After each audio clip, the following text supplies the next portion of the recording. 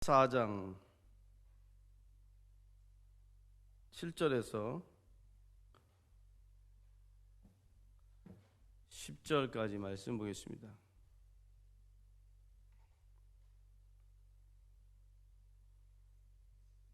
민수기 14장 7절로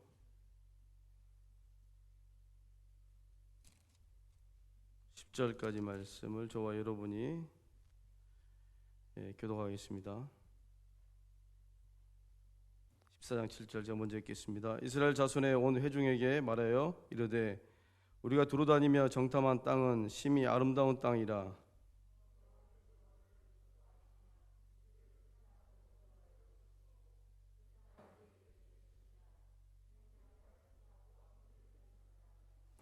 다만 여호와를 거역하지 말라. 또 그 땅 백성을 두려워하지 말라. 그들은 우리의 먹이라. 그들의 보호자는 그들에게서 떠났고 여호와는 우리와 함께 하시느니라. 그들을 두려워하지 말라 하나.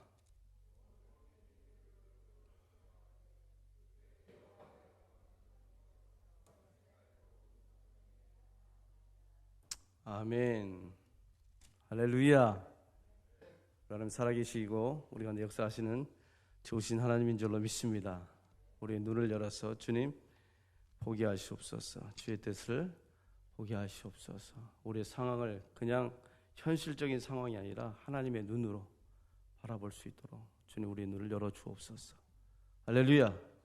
그런 은혜가 있기를 축복합니다. 오늘 민수기 14장 7절에서 10절까지 있는 말씀을 갖고 여호와께서 우리를 기뻐하시면 이라는 제목의 말씀으로 함께 말씀을 나누겠습니다.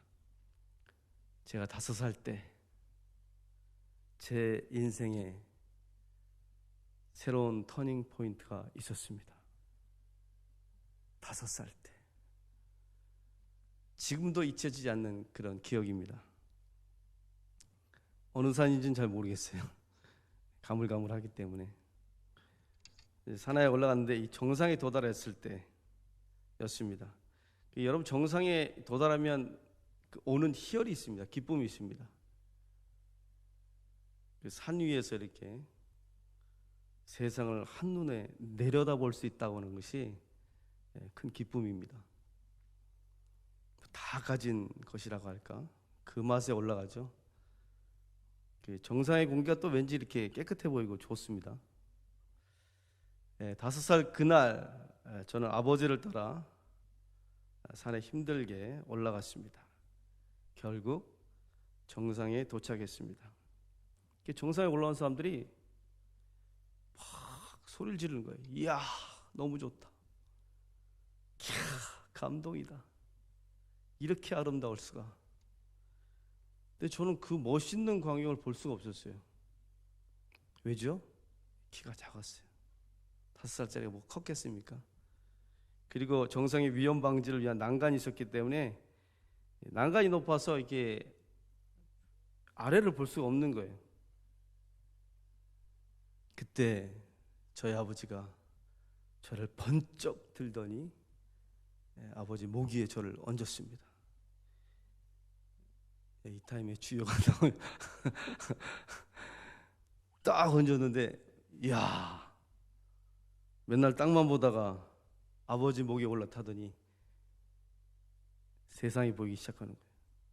자연 만물이 보이기 시작하고 광경이 보이기 시작합니다. 그때 제가 우와 막 감탄사를 연발했어요. 땅만 보다가 갑자기 아버지 목에 타니까 세상이 달라 보였습니다. 제 관점이 바뀐 거죠. 세상이 보이기 시작했고, 제가 그때 생각했어요. 다음에 아버지랑 또 갈 때 정상에 올라가면 꼭 나를 목 위에다 얹어놔라. 아버지 목 위에 태워달라. 그렇게 요청을 하기로 제가 결심을 했습니다. 제 인생의 터닝 포인트입니다. 신앙생활을 하면서 우리가 우리 신앙에 우리가 어린아이 수준에 이르면 땅에 머물 수밖에 없습니다. 그러니까 보는 것이 한정적이에요. 제한적입니다. 제가 어렸을 때, 그죠? 아버지 목에 올라타기 전까지는 땅만 봤어요. 벽만 봤어요. 근데 아버지 목에 딱 올라타고 나서는 세상이 보이기 시작했습니다.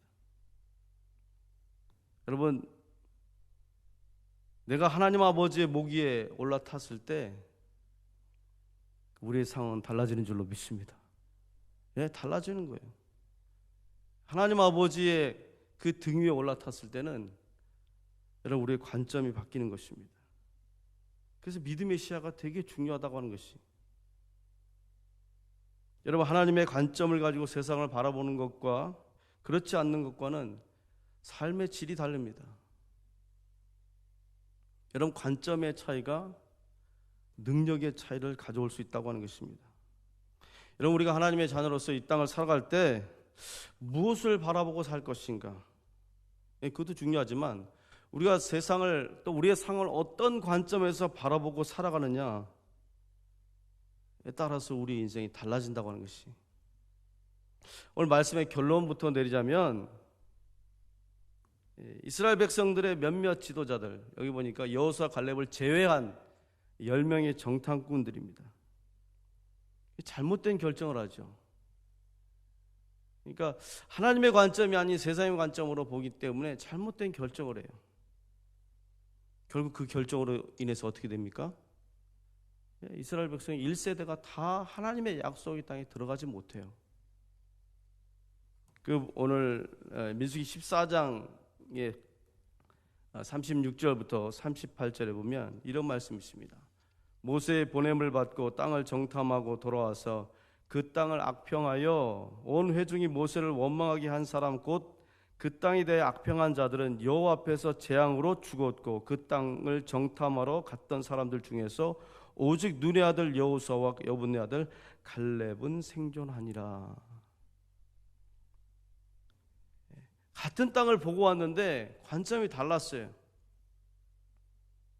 여러분, 여호수아 갈렙을 제외한 나머지 10명은 하나님의 관점이 아니었습니다. 그 땅을 악평하기 시작했습니다. 그러나 여호수아 갈렙은 어떻게 했죠? 하나님의 관점으로 봤어요.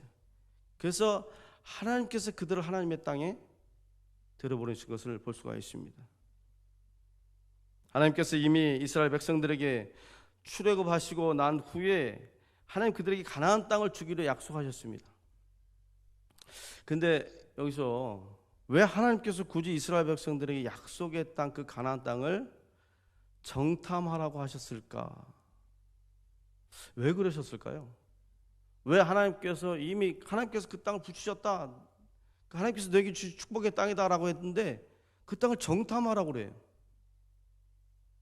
특별히 그 말씀에 보면 민수기 13장 18절 20절에 보면 그 땅이 어떠한지 정탐하라 그래요. 그래서 그 땅의 거민이 강한지 약한지 많은지 적은지, 그 땅을 사는 땅이 좋은지 나쁜지, 그 성읍이 진영인지 산성인지, 토지가 비옥한지 메마른지 나무가 있는지 없는지, 어떻습니까? 그 정탐을 어떻게 하라고 그래요? 상당히 자세하게, 디테일하게, 구체적으로 정탐하라고 합니다. 하나님 이미 주셨음에도 불구하고 왜 그 땅을 자꾸 정탐하라고 그럴까? 여러분, 하나님께서 이미 약속의 땅을 주셨음에도 불구하고 그 땅을 다시 한번 상세하게 점검하고 살펴보고 정탐하라고 한 이유는 뭐냐면, 하나님께서 그들의 믿음, 다시 말해서 여기 보면 그들의 안목, 그 시야를 시험하신 것입니다. 이게 하나님의 테스트라고 하는 것이. 여러분, 하나님이 그들이 어떻게 그 땅을 바라보고 있는가, 그 어떻게 바라보고 있는가에 대한 하나님의 테스트라고 하는 것이. 과연 그들이 믿음의 눈으로 바라보고 있느냐, 아니면 현실 그대로 육안의 눈으로만 바라보고 있느냐. 과연 너희가 홍해를 건너고 하나님의 어떤 그런 기적을 경험했음에도 불구하고 여전히 너희 눈이 어디에 있느냐라고 하는 것이. 그래서 하나님께서 40일 동안 정탐하게 하십니다. 여러분, 그 땅을 정탐해봐야 일주일이면 다 끝나는 땅이에요. 여러분, 일주일이면 다 끝나는 땅이에요.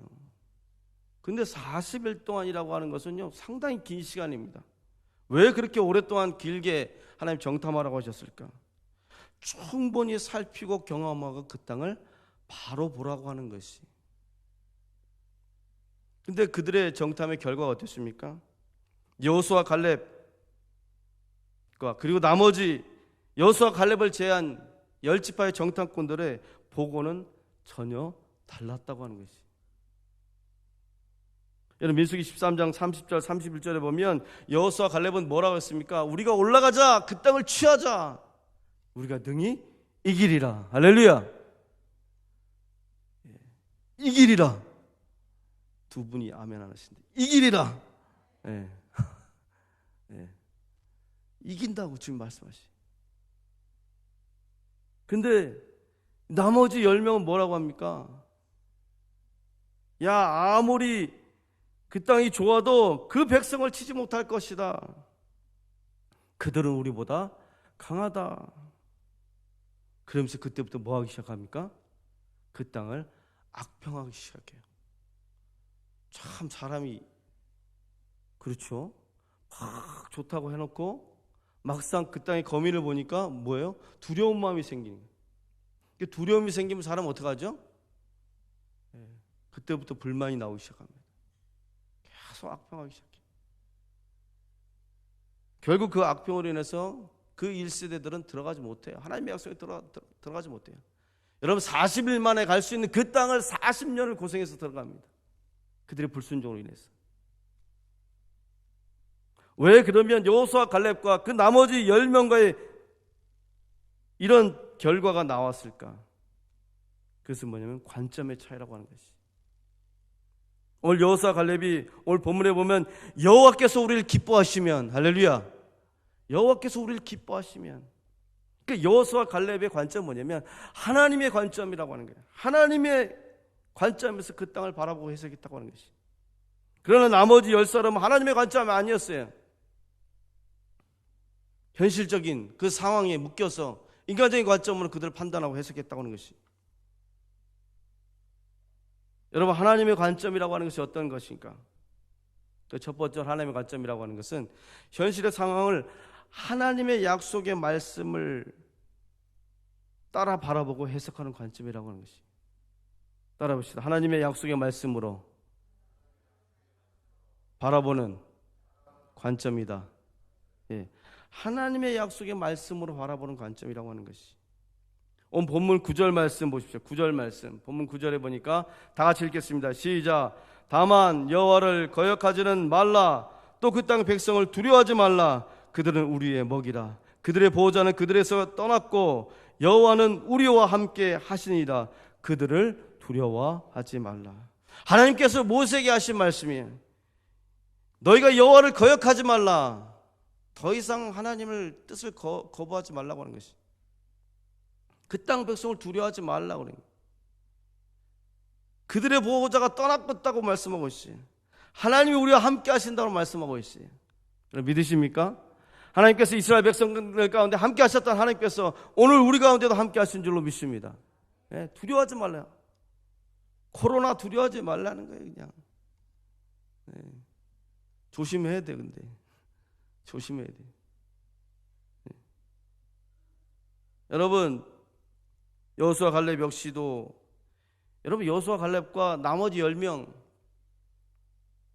그들이 바라봤던 현실은요 똑같은 거예요. 똑같은 거예요.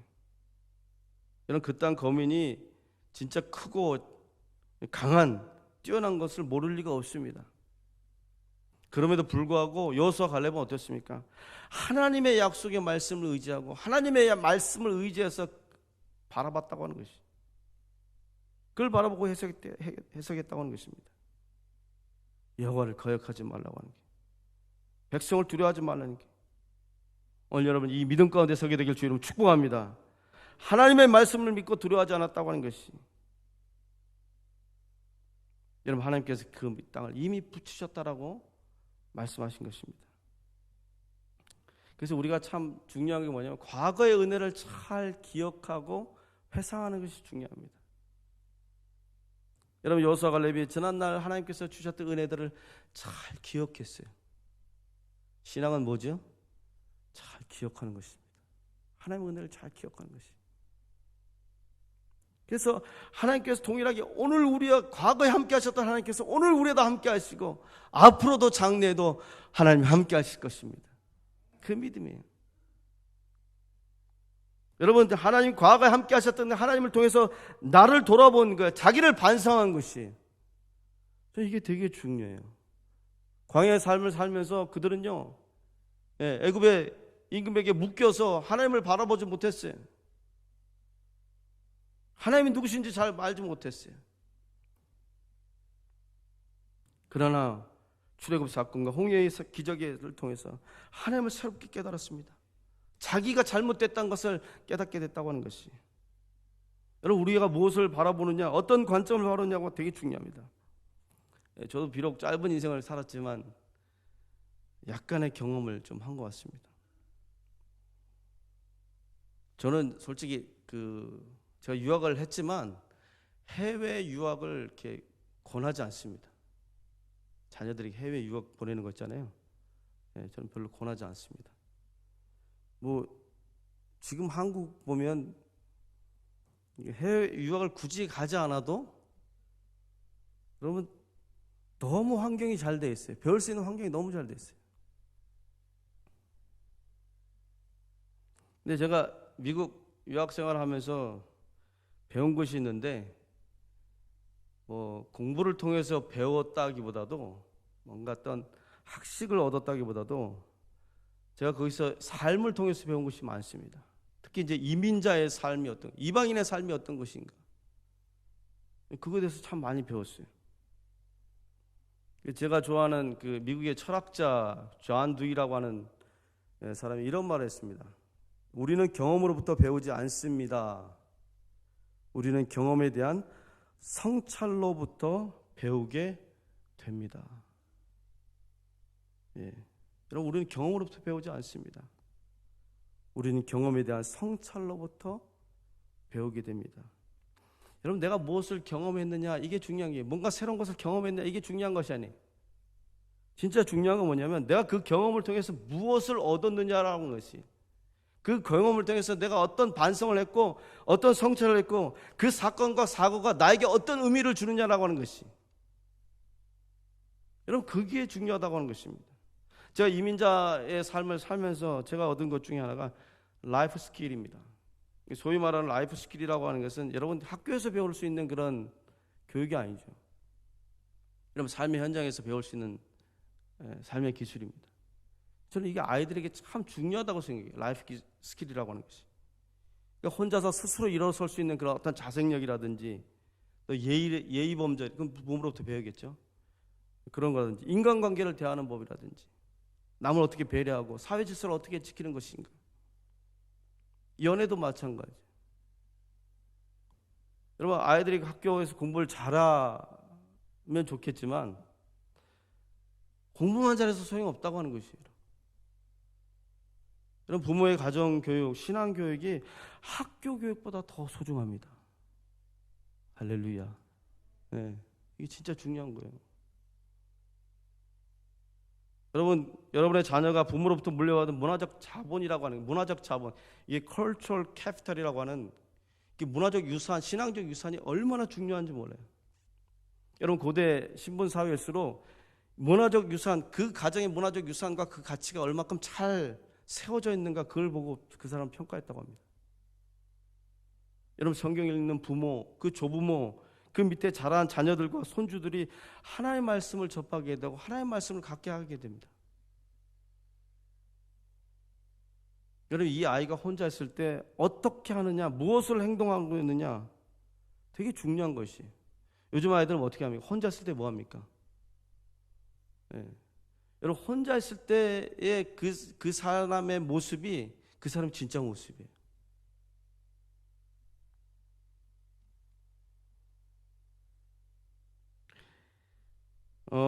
그래서 부모가 아이들에게 좋은 모델이 되고 또 그 아이에게 맞는 도전적인 과제를 잘 줘서 그 아이가 잘 성장할 필요가 있습니다. 저는 그런 의미에서 이 부모가 아이들과 이렇게 여행을 같이 하고 식사 시간을 같이 하는 거 되게 중요하다고 생각합니다. 주로 여행할 때, 식사를 할 때 대화를 많이 하게 돼 있어요. 저 자랄 때 부모님하고 식사할 때는 별로 대화가 없었습니다. 밥 딱 나오면 그냥 마치 누가 밥을 빨리 먹느냐, 먹기 대하듯이 빨리 먹고 치워야 돼. 아직도 안 먹었어? 빨리 먹어. 밥 먹다가 이게 중간에 말하잖아요. 그러면 야, 말하지 마. 밥 먹을 땐 조용히 해. 그랬어요. 근데 진정한 가정교육은 어디서부터 시작되냐면 이 테이블 펠로십이라고 하는 식탁에서의 어떤 교제입니다. 대화예요. 부부도 마찬가지예요. 여러분, 가족도 마찬가지예요. 저희 교회가 지금 점심에 이렇게 식사를 못해서 참 안타까운데, 이게 식탁 교제가 되게 중요하거든요. 여러분, 유대인 교육의 절반이 뭐냐면 테이블 펠로십입니다. 식탁 교제예요. 그럼 같이 이렇게 아버지랑 아들하고 이렇게 비스듬히 누워요. 유대인들은요, 밥 먹을 때 누워서 먹어요. 이렇게 거의 눕다시피 해서 빵 하나 뜯고, 먹는 시간이 기본 1시간. 빨리 먹지도 않습니다. 그러면서 막 뜯으면서 얘기해요. 옛날에 우리 할아버지가, 그 고조 할아버지가 그 출애굽을, 그 애굽에 그 종살이 하던 그 시절에 그 힘든 걸 뚫고 하나님께서 길을 열어주셔서 홍해의 길을 열어주셔서 그 길을 통과하고 그 광야에서 그 하나님께서 만나를 주셔. 그런 걸 아이들한테 얘기해요. 그럼 아이들이 그걸 듣고 그때 어땠어 아빠? 어떻게 뭐 물어보는 거야. 대화하는 거야. 여러분, 그 속에서 얻은 교훈과 진리를 아이들과 함께 나눕니다. 여러분, 과거를 돌아보면서 현재를 반성하고 현재를 통해서 미래의 비전과 목표를 세울 수 있도록 아이들을 세워주는 것이. 여러분, 그래서 부모들이, 그 가장들이 하나님의 관점에서 자녀를 바라보는 것이 중요합니다. 여러분의 자녀가 소중한 줄로 믿습니다. 동등한 인격체로 보셔야 돼요. 내 새끼니까 내 마음대로 해야지. 그럴 분은 한 분도 안 계시는 것 같아요, 여기는. 그죠? 아이들 동등한 인격체거든요. 여러분, 두 번째 하나님의 관점이란 어떤 것인가? 하나님을 우리의 보호자로 바라보는 관점이에요. 하나님 우리의 보호자인 줄로 믿습니다. 하나님 우리의 보호자라고 하는 사실을 기억하고 그 관점에서 여러분 우리 상황을 바라보는 것이. 오늘 9절 말씀해 보니까 그들의 보호자는 그들에게서 떠났고 여호와는 우리와 함께 하시냐. 다시 말해서 하나님은 우리의 보호자가 되시는데 하나님 우리와 함께 하신다고 하는 것이. 그래서 그들을 두려워하지 말라고 하는 거예요. 여러분, 우리가 믿고 의지하는 하나님 우리 삶의 보호자가 되신 줄로 믿습니다. 여러분, 하나님께서 이스라엘 백성들 광야 40년을 인도하셨을 때 신명기 8장 4절 말씀 보십시오. 신명기 8장 4절 다 같이 읽겠습니다. 시작. 이 40년 동안에 내 의복이 헤어지지 아니하였고 내 발이 부르트지 아니하였느니라. 하나님께서 내 의복이 헤어지지 않냐고 내 발이 부르트지 않도록 하나님 너를 보호하고 인도하시지 않았냐. 하나님 우리의 보호자가 되신다고 하는 거예요. 여러분, 그들이 먹을 것이 없을 때 하늘에 만나가 있었어요. 하나님께서 그들의 불기름과 부름기도를 통해서 그들의 삶을 인도하신 줄로 믿습니다. 하나님이 우리의 보호자가 된다고 하는 그 관점에서 우리가 세상을 바라볼 필요가 있다고 하는 것이.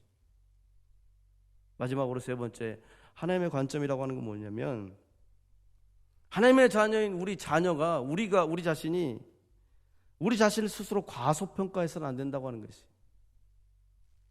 따라합시다. 과소평가 하지 말자. 33절 같이 읽겠습니다. 시작. 거기서 네피림 우선이 아낙 자손의 거민들을 보았나니 우리는 스스로 보이기에도 메뚜기 같으니 그들이 보기에도 그와 같을 것이니라. 여호수아 갈렙을 제외한 10명의 정탐꾼들은 가나안 백성들 앞에서 자기 자신이 너무 초라하게 보였어요.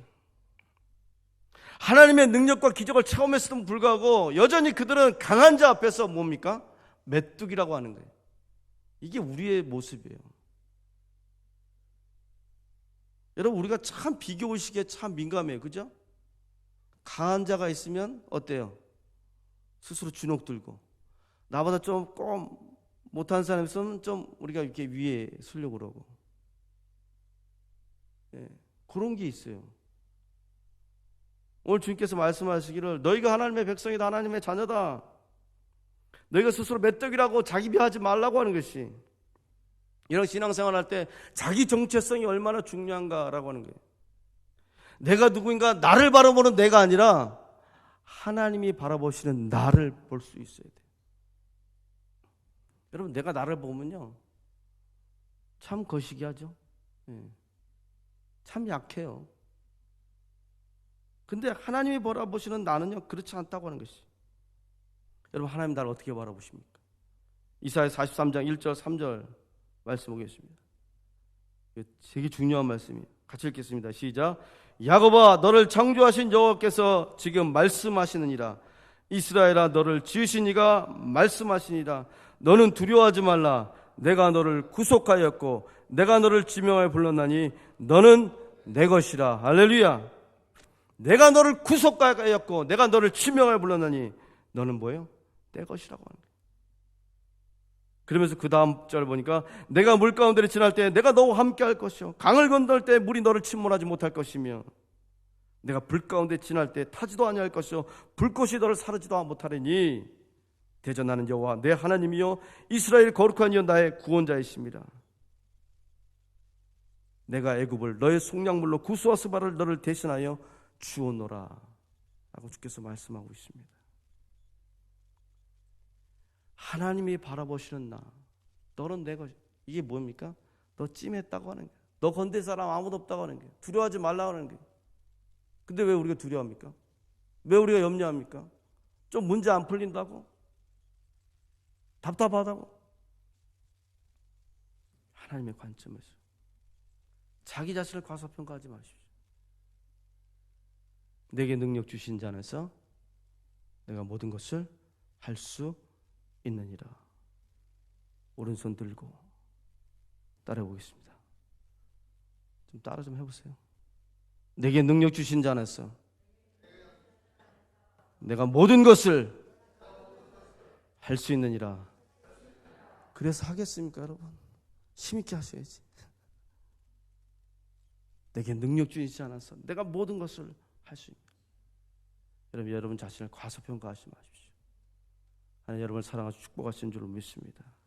제가 좋아하는 찬양의 가사 중에 그럼에도 불구하고요, 내가 마음속에 어려움이 있을 때, 여러분 내가 마음속에 어려움이 있고 내가 힘들어 지치고 낙심할 때 주님 내게 먼저 오셔요.